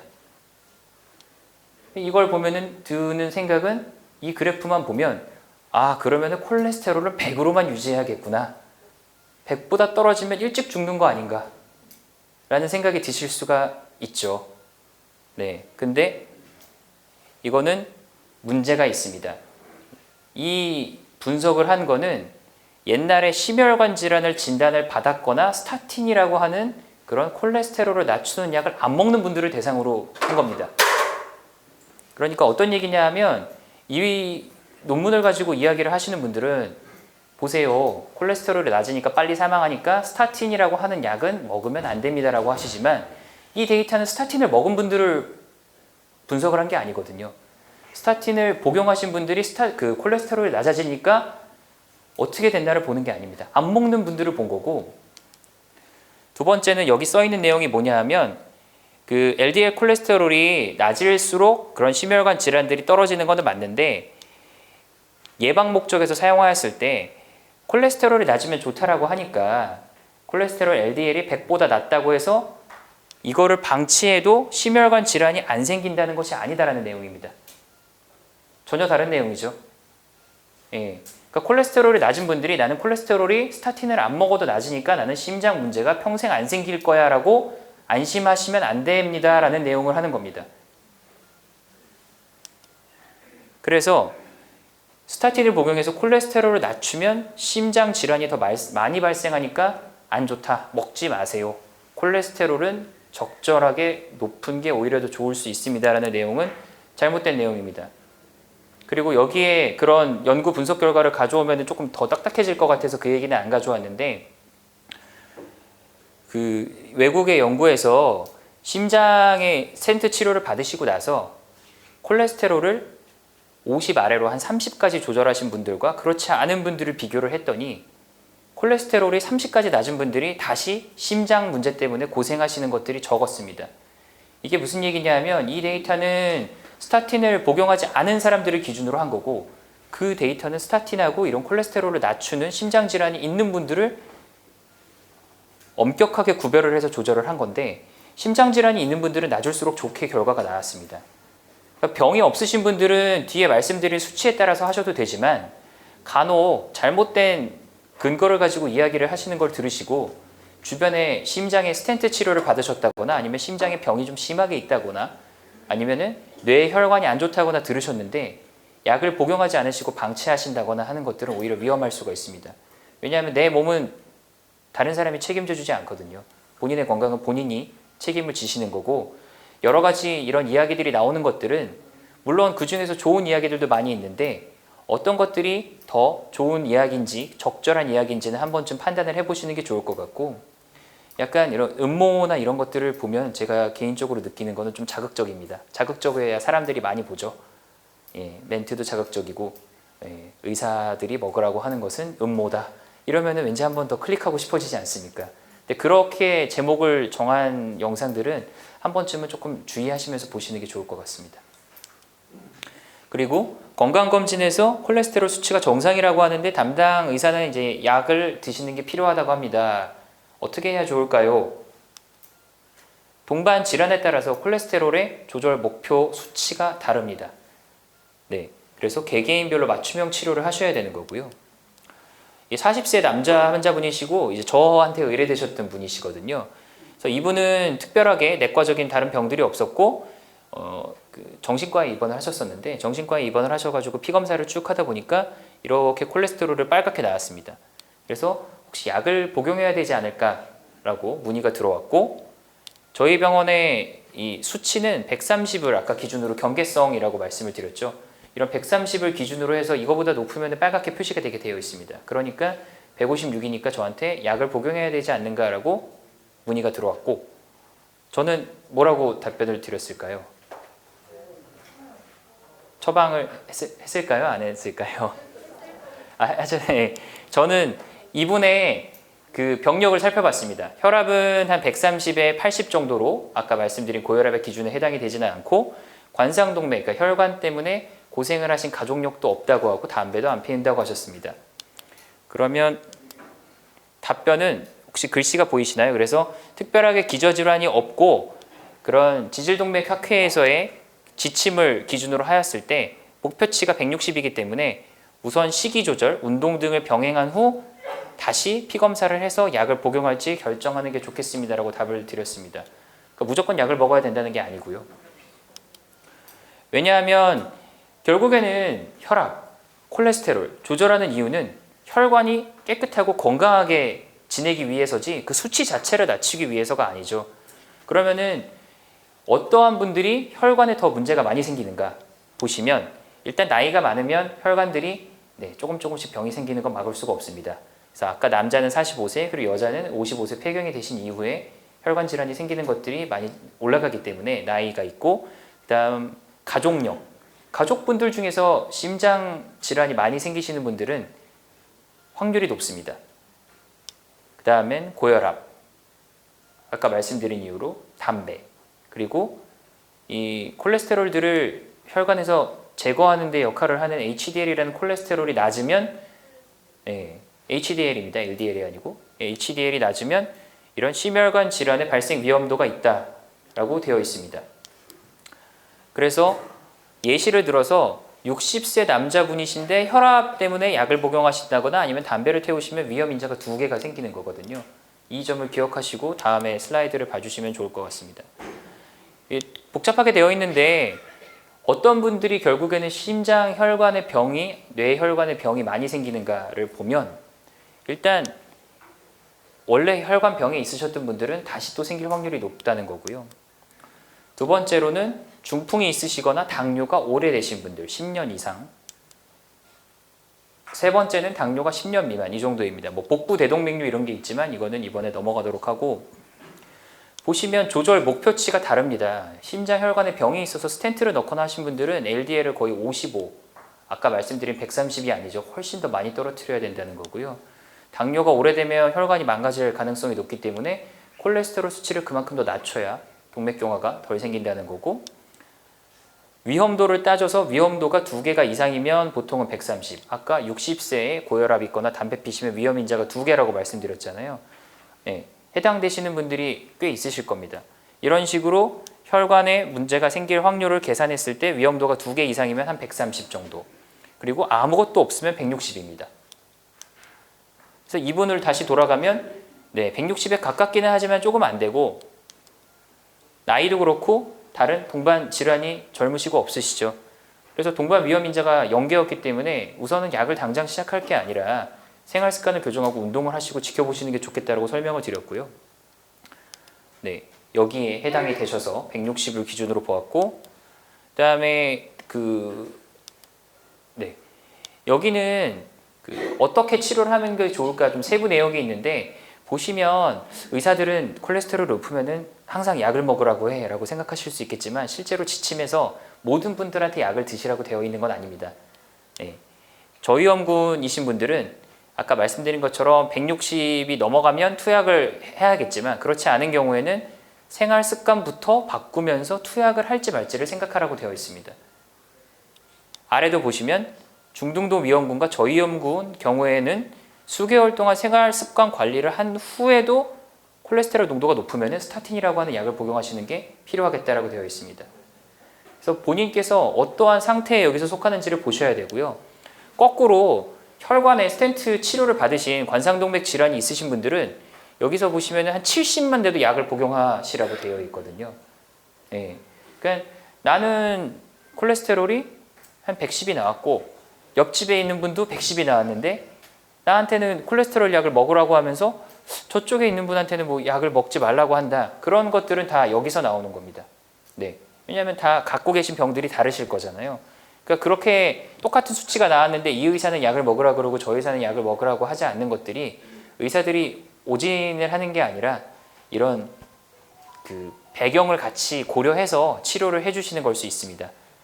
혹시 콜레스테롤 약을 복용하시거나 복용이 필요하다고 이야기를 들으신 분들은 이 내용을 한번 상담을 다시 받아보시면 좋을 것 같습니다. 네, 그래서 이분은 생활습관 교정을 하기로 했고요. 8월 달에 검사를 했을 때 156이었는데 10월 달이니까 대략 한 3달 지났죠. 130 정도로 좋아졌습니다. 운동으로 충분히 좋아지실 수가 있어요. 식이습관으로도 좋아지실 수가 있고 콜레스테롤이 안 떨어지는 게 아닙니다.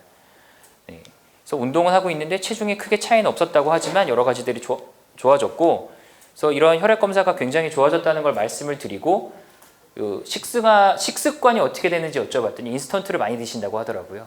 삶이 바쁘니까 뭐 라면 많이 먹고, 그 레토르트 식품도 많이 먹고 피자 같은 것도 많이 먹고 이런다고 하셔서 그런 것들을 조금 더 식단을 바꿔보시는 게 어떻겠냐라고 설명을 드리고, 우선 조절이 잘 되니까 다음에 한 6개월에서 1년에 한 번씩 콜레스테롤을 체크를 하면서 계속 병원에서 관리를 받으시는 게 좋겠습니다라고 설명을 드렸습니다. 그리고 심근경색으로 치료를 받은 후에 운동을 꾸준히 하고 식이요법 등을 하면 증상도 없고 나는 병원에 가야 될까요? 이 질문도 꽤 많이 받습니다. 네. 이거는 아까 말씀드린 그런 중지시술학회라고 하는 심장혈관을 치료하시는 분들이 모여서 만든 학회에서 나온 영상입니다. 좀 과장되어 있긴 합니다, 영상이. 하지만 굉장히 시사하는 바가 많다고 생각은 되고요. 심근경색 때문에 치료를 받으셨고 이제 스텐트 치료를 했는데 퇴원 후에 약을 먹으면 안 좋다는 아까 같은 이야기를 듣고 약을 중단을 하신 거죠. 그래서 약도 안 쓰고 줄넘기도 하고 운동도 꾸준히 하시고 굳이 정기 건강검진을 받을 필요가 있을까요? 이렇게 생각이 드시는 분들이 많을 겁니다. 하지만 네, 여기 보시면은 이런 분들이 대부분이시고요. 이렇게 심장 혈관이 안 좋다는 것은 아까 말씀드린 것처럼 혈관의 콜레스테롤 때문에 그리고 또 혈관벽의 손상 때문에 이미 어느 정도 충격과 데미지가 받으신 분들인데 콜레스테롤이 높은 거를 방치하면 안 좋고, 두 번째는 약을 중단하게 되면 보통 콜레스테롤이 올라가는 이유가 식습관 굉장히 중요하지만 식생활이 한 3, 그 다음에 간에서 만들거나 소장에서 흡수가 되는 게 7 정도라고 보시면 됩니다. 그래서 간에서 많이 만드는 거를 줄이기는 쉽지가 않거든요. 그래서 운동을 충분히 하더라도 나머지 7이 조절이 안 되면 그만큼 콜레스테롤이 높으면서 혈관에 문제가 생길 수가 있고, 이런 것들을 해결해 주는 게 약의 도움을 받는 것이고 스타틴이라고 하는 약입니다. 이분은 여기 보시면 제피토라고 하는 약이 콜레스테롤 약이고 10에 10이라고 하는 게 콜레스테롤 약의 용량을 말하는 건데요. 조절이 잘 되시죠? 다 검정색으로 나오고 약을 끊고 싶으신 거죠. 약을 끊고 지켜보시고 싶다고 하셨고, 이전에 다른 병원에서 이미 복용을 하셨을 때 수치가 얼마인지는 아쉽게도 알 수가 없었습니다. 하지만 콜레스테롤 약제를 강하게 중단을 원하셔서 피검사를 다시 한번 해보기로 했고 5월 달에는 이렇게, 근데 한 석 달 뒤에 체크를 하니까 콜레스테롤이 다 빨갛게 올라가죠. 네, 그래서 환자분께 일단 지금 이분은 160도 넘으셨죠, 살짝. 네, 그래서 혈압도 있으시고, 네, 콜레스테롤 약은 계속 복용을 하시는 게 좋지 않겠습니까? 그리고 콜레스테롤 약의 부작용이나 이런 것들이 물론 있을 수 있지만 이분은 다른 병원에서 이미 약을 복용하시면서 부작용도 없다고 확인이 되신 분이셨거든요. 다시 약을 복용하신 다음에는 네, 콜레스테롤이 떨어지고 중성지방은 조금 높은데 아까 말씀드린 것처럼 식이의 영향을 조금 더 많이 받는 수치이기 때문에 네, 다음번에 다시 한번 체크하고 보십시다 라고 말씀을 드렸습니다. 이런 식으로 약의 도움을 받았을 때는 콜레스테롤 수치를 많이 낮출 수 있고요. 저는 개인적으로 약을 불필요한데 드시는 거는 별로 좋지 않다고 생각합니다. 약을 안 먹을 수 있으면 안 먹을 수 있는 게 좋죠. 진통제도 그렇고 혈압약도 그렇고 콜레스테롤 약도 그렇고요. 하지만 꼭 드셔서 혈관을 보호해야 되는 분들이 혈압약이나 콜레스테롤 약을 안 드시는 것도 문제라고 생각을 합니다. 특히 이제 심근경색 때문에 고생하시고 뇌졸중 때문에 고생하신 분들은 그것 때문에 또 고생하시면 안 되잖아요. 그렇기 때문에 주변에 있으신 분들이 생활습관만으로 충분히 조절하실 수 있는 분들이면 상관없겠지만 이런 스텐트 치료나 하신 분들이 약을 끊으신다고 하면 한 번쯤 상담을 받아보시라 이야기를 해주시면 좋을 것 같습니다. 그래서 이게 이제 약에 대한 건데 아까 말씀드린 그런 7대3 정도의 비율로 우리 몸에서 콜레스테롤이 만들어진다고 하였고 스타틴이라고 하는 약이 콜레스테롤을 떨어뜨리는데 1차적으로 처방이 됩니다. 이름은 많이 들어보셨을 거예요. 회사마다 다르지만 이거는 간에서 콜레스테롤을 만드는 과정을 중간에 차단을 해서 콜레스테롤을 덜 만들게 해주는 약이고 그다음 두 번째는 에제티미브라고 하는 약이 있고 약을 보통 복합제로 섞어서 나올 때 같이 포함이 되며 그 소장에서 콜레스테롤을 다시 우리 몸으로 흡수하는 것을 줄여줍니다. 그래서 이런 식으로 약을 두 가지를 복용을 하시면 간에서도 덜 만들고 소장에서 흡수될 콜레스테롤도 줄여주기 때문에 수치가 많이 줄어들죠. 그렇게 해서 혈액 속에 있는 LDL 콜레스테롤을 떨어뜨려서 혈관벽에 죽상동맥 경화증이 생기는 것을 줄여주게 되는 것입니다. 그리고 어떤 분들은 뭐 주사를 맞는 것들도 있는데요 라고 들어보실 수가 있겠는데 최근에 개발이 되어서 주사로 콜레스테롤을 떨어뜨리는 약도 나왔습니다. 6개월에 한 번만 맞아도 되는 마치 백신처럼 되는 주사도 나왔고요. 현재로는 우리나라에서 사용을 하는 데는 보험 기준이나 이런 것들이 좀 적용이 되기 때문에 이런 주사를 만약에 생각하시는 분들이 있다고 하면 담당 선생님하고 상의를 하시는 게 좋을 것 같고 기본적으로는 먹는 약인 스타틴과 에제티미브라는 약으로 콜레스테롤을 조절을 합니다. 그래서 이렇게 여러 가지 약들이 나와 있고 써 있는 용량들은 콜레스테롤 약과 에제티미브의 약의 용량을 이야기를 하고 있습니다. 이 중에서는 혹시 드시는 분들도 계실 거라고 생각이 됩니다. 네. 그리고 요거는 그 콜레스테롤도 유전과 관련이 있다는 걸 말씀을 드리고 싶어서 제가 가져와 봤는데요. 고혈압이나 당뇨가 가족력이 있다. 뭐 아버지가 고혈압, 할아버지가 고혈압 고생을 하셨다. 이런 경험이 있고 주변에서도 이야기를 들으셨을 거예요. 근데 콜레스테롤도 유전자의 변이 때문에 높게 나타나시는 분들이 있습니다. 그래서 가족성 고콜레스테롤 혈증이라고 하는 것이고 이거는 제가 꼭 한번 말씀을 드리고 싶은 게 이게 저희가 시술을 할 때 그런 혈관 사진을 가져왔습니다. 어쨌든 이게 이제 스텐트 치료를 하신 거고요. 처음에 심근경색으로 와서 혈관이 여기가 뭔가 이렇게 무 자르듯이 딱 잘려 있죠. 여기서부터 혈관이 막혔습니다. 막혀서 용수철처럼 스프링처럼 되어 있는 스텐트 치료를 하신 거고 영상을 못 보여드려서 좀 아쉽지만 뒤에 있으니까 다시 말씀드리면 여기서부터 이제 다시 혈관이 개통이 돼서 잘 흘러가거든요. 이분은 63세 남자 환자분이셨고 이렇게 해서 스텐트 치료를 했는데 몇 년 뒤에 혈관이 또 좁아졌습니다.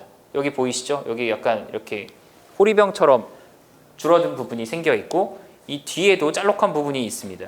이런 식으로 혈관이 다시 좁아지면서 가슴 통증이 생기고 심장 효소 수치가 올라가서 병원에 오셔가지고 시술을 받았고 이 부분을 시술하니까 여기 넓어지신 게 보이죠? 이런 식으로 저희가 심장 혈관의 관상동맥 중재 시술이라고 하는 스텐트 치료를 하고 있고요. 이분은 옛날에 콜레스테롤 LDL이라고 하는 게 아까 한 130 넘으면 안 좋고 심장 혈관이 안 좋으신 분들은 한 55까지 낮추는 게 좋겠다라고 했는데 250인데 잘 떨어지지가 않으세요. 그래서 이분은 왜 잘 안 떨어지는가를 봤더니 유전자에 문제가 있습니다. 유전자에 문제가 있어서 몸에서 콜레스테롤을 많이 만들고 제거를 못하는 거죠. 그래서 이렇게 되니까 혈관에 병이 많이 생기시는 건데 여기서 신기한 건 아드님이 저희 병원에 또 같이 다니신 겁니다. 근데 처음에는 몰랐어요. 처음에는 모르고 이분과 아드님이라는 걸 몰랐는데 성이 조금 이렇게 희귀한 성이시고 아버지도 병원에 다니신다고 하고 근데 뭔가가 혹시 비슷하지 않나 그러고선 이름을 여쭤보니까 그분이 저희 아버님이십니다 라고 해서 물어보면 아버지, 고모, 고모의 자녀분들 모두 다 콜레스테롤이 높고 심근경색을 앓으셨다는 거죠. 이분도 검사를 했더니 여기 포지티브라고 되어 있는 게 양성인데 유전자 변이가 발견이 됐습니다.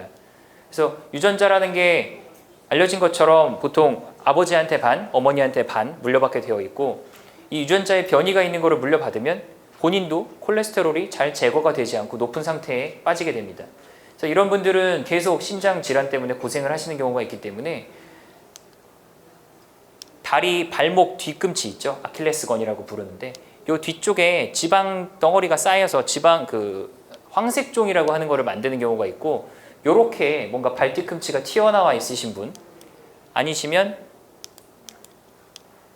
네, 이 LDL이라고 하는 콜레스테롤이 190이 넘어가시는 분, 치료를 안 하셨을 때요.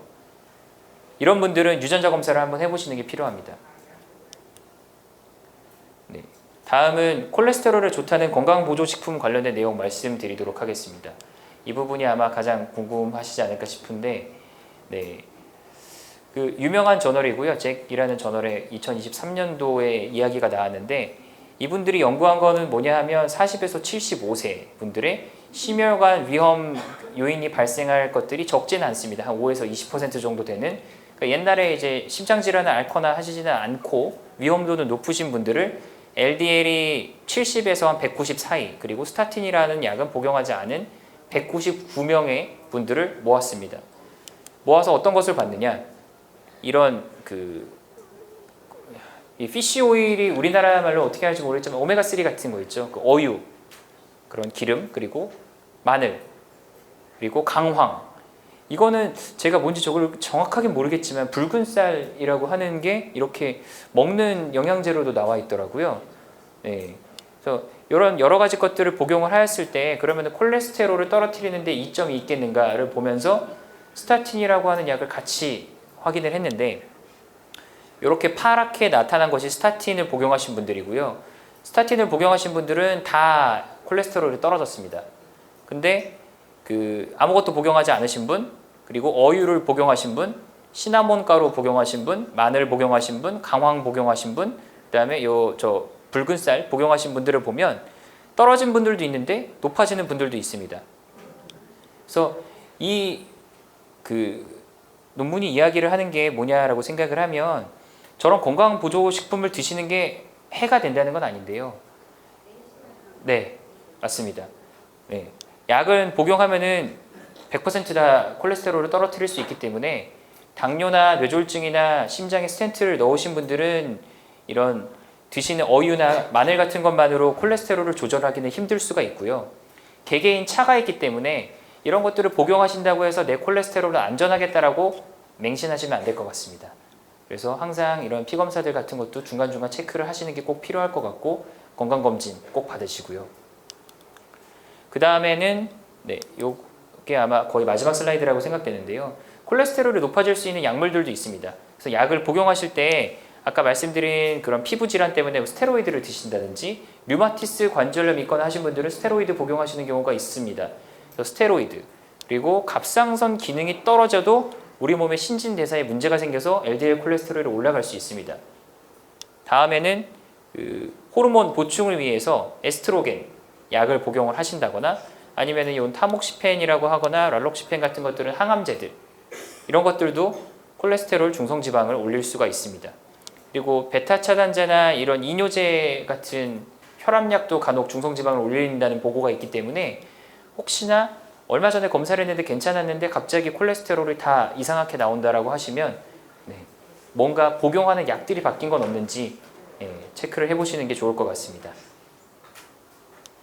그리고 콜레스테롤을 조절을 하기 위한 식사요법은 아마 다 잘 아실 것 같은데요. 다시 한번 그냥 정리하는 마음으로 들어주시면 될 것 같습니다. 적정 체중을 유지할 수 있는 수준의 에너지를 섭취한다. 굉장히 어려운 말이지만 일단 골고루 복용을 하시는 게 좋을 것 같고요. 탄단지라고 부르죠. 탄수화물, 단백질, 지방. 골고루 드시는데 주로 통곡물이나 잡곡으로 섭취를 하시는 게 좋고, 채소류도 충분히, 그리고 가공육이나 적색육보다는 콩류나 생선류 등을 섭취를 하시고, 생과일도 적정량을 섭취를 하셔야 됩니다. 다 아시는데 못 하시는 것일 거고요. 아침에 야채 다 챙겨서 드시다가 일주일 만에 그만두시거나 하시는 것들이 있을 테지만, 꾸준히 실천을 하시면 충분히 효과를 보실 수가 있고요. 적절한 비율은 한 탄수화물이 한 6, 지방이 한 2, 단백질이 역시 한 2에서 3 정도 이렇게 됩니다.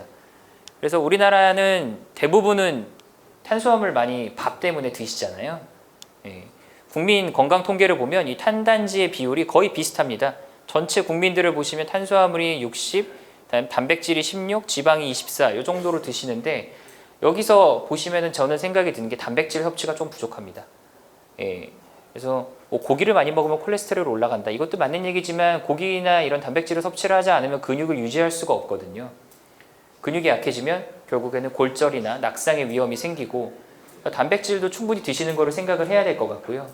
이런 비율이 다른 사람들은 잘 맞추고 이렇게 있다는데 집에 가셔서 식사가 잘 구성이 되어 있는지도 한번 체크해 보시는 게 좋을 것 같습니다. 네.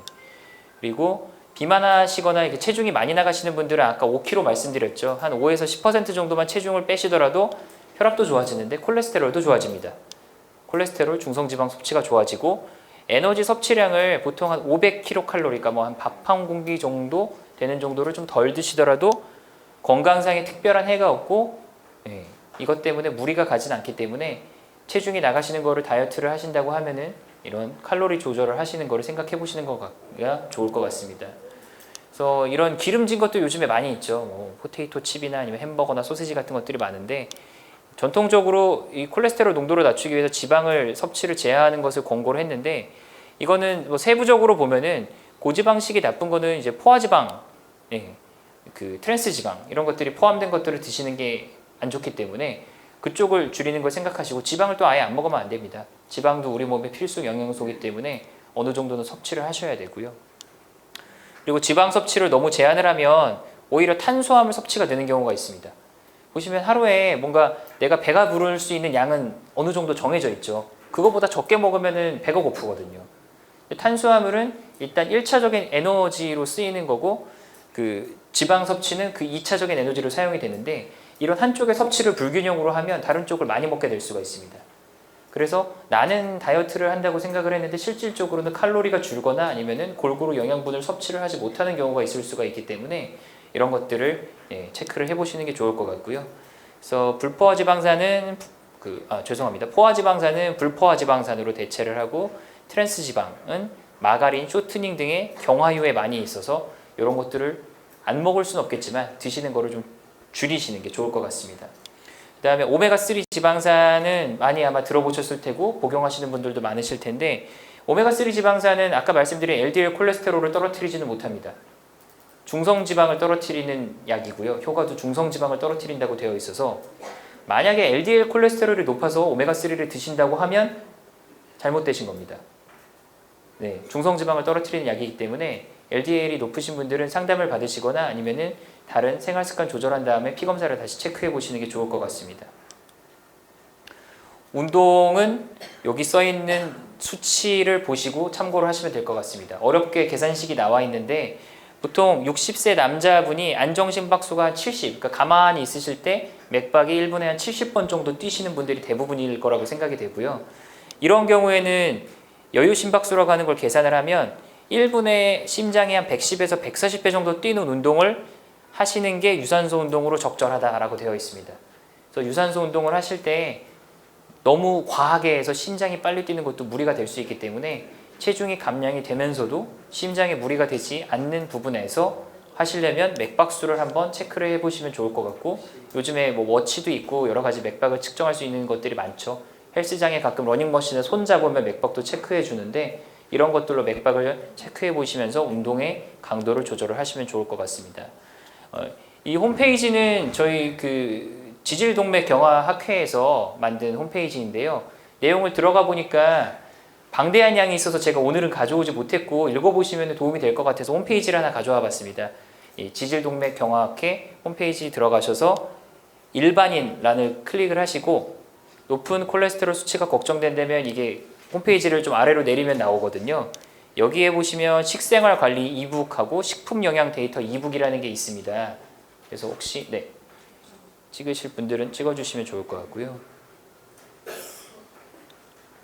그러면 다음으로 넘어가겠습니다. 그래서 이게 좋은 게 제가 읽어보니까 오늘 가져올 수 없을 만큼 방대한 양이 있어서 어떤 음식에는 영양분이 얼마나 있고 뭐 술이 진짜 좋은가 와인을 먹으면 콜레스테롤에 좋다고 이런 얘기들 있잖아요. 그게 진짜인가 이런 것들에 대한 내용부터 짜게 먹는 것을 줄이려면 어떻게 하면 좋을까 이런 것들이 실려 있더라고요. 물론 너무 세세한 내용이어가지고 다 읽기에는 좀 머리가 아플 수도 있겠지만 한 번쯤 시간이 되시면 들어가셔서 읽어보시면 식단을 구성하시는 데도 도움이 될 것 같습니다. 이상입니다. 경청해 주셔서 감사합니다.